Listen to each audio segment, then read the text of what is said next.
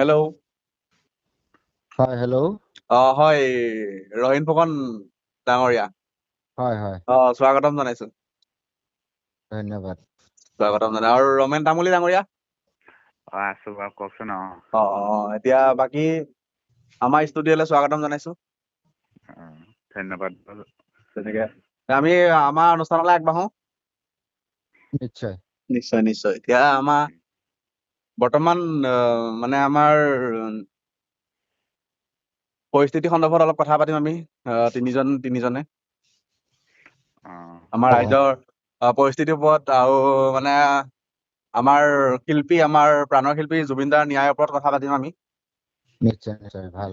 এতিয়া তোমালোক দুজনে আৰু মই, আমাৰ অসমৰ মানুহে বা ভাৰতৰ মানুহে চবেইতো এজন ঘৰৰ সদস্য হিচাপে ভাবি আছিলে ন তেওঁ। হয়। এনেকে এতিয়া তেওঁ ন্যায় পোৱাটো তো চবেই বিচাৰি আছে, তুমিও বিচাৰিছা, আপুনিও বিচাৰিছে। চবে হয় বাৰু। এই বিষয়ে ৰহিন ফুকন ডাঙৰীয়া কি কবা? ন্যায় পোৱাটো সন্দৰ্ভত, দাদাৰ সন্দৰ্ভত কি কবা? ন্যায়টো আমি বিচাৰি আছো, কিন্তু হয় ইমান পলম হৈ গৈছে, সেইটোত আমি অলপ অতিষ্ঠ হৈছো। হয় হয়। ন্যায়টো সোনকালে হোৱা হলে মানে এই পৰিস্থিতিটো অকমান হাম কাটিলে হয়। মানুহৰ যিটো উৎকণ্ঠা, মানুহৰ যিটো আবেগ, হয় সেইটো অকমান হলেও মানে শান্তি পালেহেঁতেন আমাৰ অসমৰ ৰাইজে, বিশেষকৈ হয় অকল হয় অসম বুলিয়ে নহয়, ৱেষ্ট বেংগলৰ পৰা আৰম্ভ কৰি বাকী বিলাকৰো মানে পোষ্টবোৰ চাই আছো। হয় হয় তেওঁলোকেও ন্যায় বিচাৰি আছে। জাষ্টিচ এতিয়া 6 মিলিয়ন প্ৰায় অৱস্থা। হয় গতিকে এটা ডাঙৰ বিষয় হৈ গৈছে এটা হয় পৃথিৱীৰে। গতিকে এনেকুৱা এটা বিষয়ত অসম চৰকাৰে বা আমাৰ ন্যায়পালিকাই এইটো সোনকালে সমাধান ফাষ্ট ট্ৰেক আদালতত কৰি তেওঁলোকে এইটো ন্যায়টো সোনকালে প্ৰদান কৰিলে আমাৰ সকলোৱে এটা শান্তি আৰু। হয় হয়। এতিয়া আমি ৰমেন তামুলী ওচৰলৈ যাম। ৰমেন তামুলী ডাঙৰীয়া, আপুনি কি ক'ব এই সন্দৰ্ভত? আপোনাৰ মন্তব্য কি? ন্যায়টোতো আমাক মানে লাগে বাৰু, আমাক বুলিয়ে নহয় মানে গোটেই বাকী লগতে গোটেই পৃথিৱীবাসীকে হয় ন্যায় লাগে। হয় হয়। চবেই ধৰক, গোটেই পৃথিৱীবাসী নহলেও মানে কি ক'ম আৰু। এতিয়া আজি হৈ গ'ল নৱেম্বৰৰ 17 তাৰিখ হৈ গ'ল, 19 ছেপ্টেম্বৰৰ পৰা এই পৰ্যন্ত আজি এতিয়ালৈকে বৰ্তমান ন্যায় পোৱা হোৱা নাই। আৰু ন্যায় কাৰণে সামাজিকভাৱেই হওক বা ৰাজপথতে দেখিছো বহুতে প্ৰতিবাদ কৰি আছে, বিভিন্ন দল সংগঠনে প্ৰতিবাদ কৰি আছে। সামাজিকভাৱেও বহুতে মানে বিভিন্ন পোষ্টত লিখি আছে যে জাষ্টিছ ফৰ জুবিন গাৰ্গ। প্ৰাণৰ শিল্পী জুবিন গাৰ্গে ন্যায় পোৱাটো মানে সোনকালে সকলোৱে কামনা কৰি আছে, কিন্তু ন্যায় মানে সন্দৰ্ভত এতিয়া যিসকল ব্যক্তি মানে ন্যায় কাৰ্যটো চলাই নি আছে, যে তেওঁলোকে অলপ কামটো আগুৱাই নিব লাগে। হয় হয় হয়। কাৰণ লেহেমীয়া হোৱা যেন আপোনালোকৰ অনুভৱ হয় নে নহয়? আমাৰ অনুভৱ নহয়, এইটো সকলো ৰাইজৰে অনুভৱ। ইমান হয় দিন যে লাগিছে, এইটো কিহৰ কাৰণে লাগিছে, সেই এটা ৰাইজৰ মাজত আৰু সঠিক ন্যায় পাবনে নাই এটা সন্দেহৰ ভাৱ উপজিছে মানুহে লাহে লাহে। গতিকে হয় ফাষ্ট ট্ৰেক যদি একচন লয়, তেতিয়াহলে মানে এইটো মানুহৰ এই ক্ষুদনিৰ যিটো মানে সন্দেহৰ ভাৱ, সেইটো নাইকিয়া হলহেঁতেন।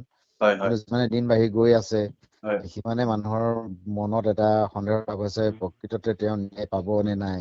নাই। সেইটো এটা মানুহৰ সন্দেহ ভাৱ জন্ম হৈ গৈ আছে, আৰু সেইটো গাৰ প্ৰত্যেক দিনাখনে ইয়াৰ এই সন্দেহটো গাৰ ৰূপ লৈ গৈ আছে। গতিকে আমি ভাবো যে এইটো অতি সোনকালে এইটো সমাধান কৰি দিলে মানুহে শান্তি পাব। কাইলৈ তেখেতৰ জন্মদিন।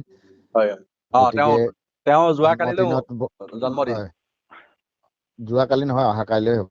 অহা কাইলৈ অহা কাইলৈ মানে জন্মদিন।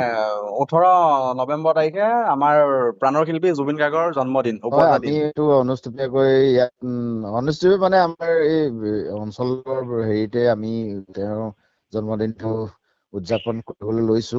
হয় হয়। আমাৰ তাত বিভিন্ন কাৰ্যসূচী ৰাখিছো। প্ৰথমতে শ্ৰদ্ধাঞ্জলি থাকিবই, তাৰোপৰি হয় স্থানীয় ভাৱে এজন শিল্পীৰ আমি তেখেতৰ গীত শ্ৰদ্ধাঞ্জলি হিচাপে আগবঢ়াম। ময়ো দুটামান গীত গাম তাতে, আৰু সৰু উদীয়মান কিছুমান এতিয়া হেৰি আছে। জুবিন গাৰ্গৰ মানে সামাজিকভাৱে যেনেকুৱা এটা ডিজিটেল আন্দোলন হৈ আছে, হয় জাষ্টিছ ফৰ জুবিন গাৰ্গ। এতিয়া সামাজিক মাধ্যমত দেখিবলৈ পোৱা গৈছে যে জাষ্টিছ ফৰ জুবিন গাৰ্গৰ বেনাৰ পোষ্টাৰ একাংশ যুৱকে ভৰিৰে গচকি মোহাৰি পেলাইছে বা ফালি পেলাইছে। এই সন্দৰ্ভত এই ঘটনাটো ৰঙিয়াত সংঘটিত হৈছে। এই সন্দৰ্ভত মানে আমাৰ ৰমেন তামুলী ডাঙৰীয়া কি কবা? হেল্ল'। কোৱা। হয়, শুনি আছো। ৰঙিয়াত ৰঙিয়াত একাংশ যুৱকে মানে আমি ছচিয়েল মিডিয়াত দেখিছো হয়, জুবিন গাৰ্গৰ বেনাৰ পোষ্টাৰ ভৰিৰে গচকিছে, মোহাৰিছে, ফালিছে, তেনেকুৱা ধৰণৰ মানে ঘটনাবোৰ দেখিবলৈ পোৱা গৈছে। দুখিত, আমি যথেষ্ট দুখ পাইছো, এইবোৰ দেখিছো চকুৰ আগত।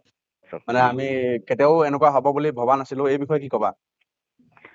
এই বিষয়টো প্ৰশাসনক অকণমান কিবা গুৰুত্ব দিব লাগিব তেখেতসকলকো, যিসকলে হেৰি কৰিছে ধৰা হয়। প্ৰমাণ এটা। আৰু মই অকণ পিছত কৈ আছো। হেল্ল'। হয়।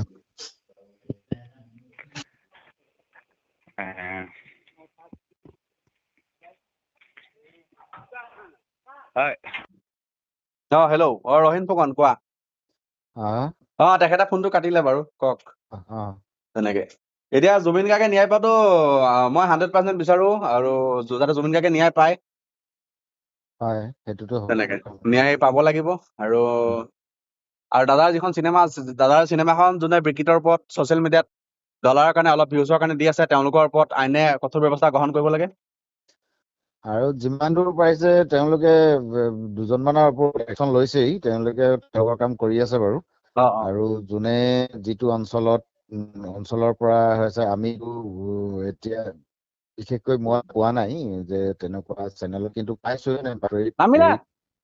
কিন্তু কোন চেনেলৰ পৰা দিছে, কোনে দিছে, সেইটো আজিকালি চাইবাৰ ক্ৰাইম আছে, তাৰ ইনকুৱাৰী কৰিলে মানে গোটেই বস্তুখিনি ওলাই যাব। গতিকে ইনিচিয়েটিভ ল'ব লাগে গভৰ্ণমেণ্টে।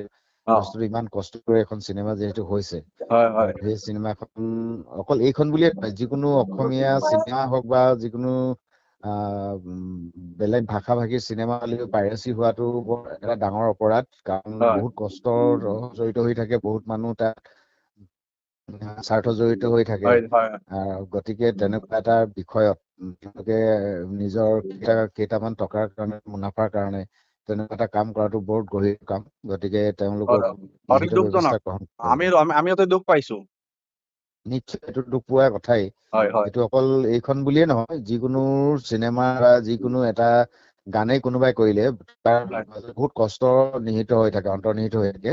আমি এটা গান কেতিয়াবা কৰো, এটা ভিডিঅ' কৰো, তাত বহুত দিনৰ প্ৰচেষ্টা আৰু তাৰ বহুত কষ্টৰ মানে নিহিত হৈ থাকে। গতিকে কোনোবাই ভাইৰেল হোৱাৰ লগে লগে গানটো বা ভিডিঅ'ত বা চিনেমা এখন যদি পাইৰেচি কৰি নিজে চেনেলত যদি আপলোড কৰি দিয়ে, সেইটো কিন্তু বহুত গভীৰ কাম। আৰু বহুতো এইটো মানে আইনীভাৱে তেওঁলোকক বিশেষভাৱে আইন এখন প্ৰণয়ন কৰিব লাগে বুলি মই ভাবো। আৰু তেনেকুৱা কৰা মানুহক কঠোৰতম শাস্তি দিব লাগে।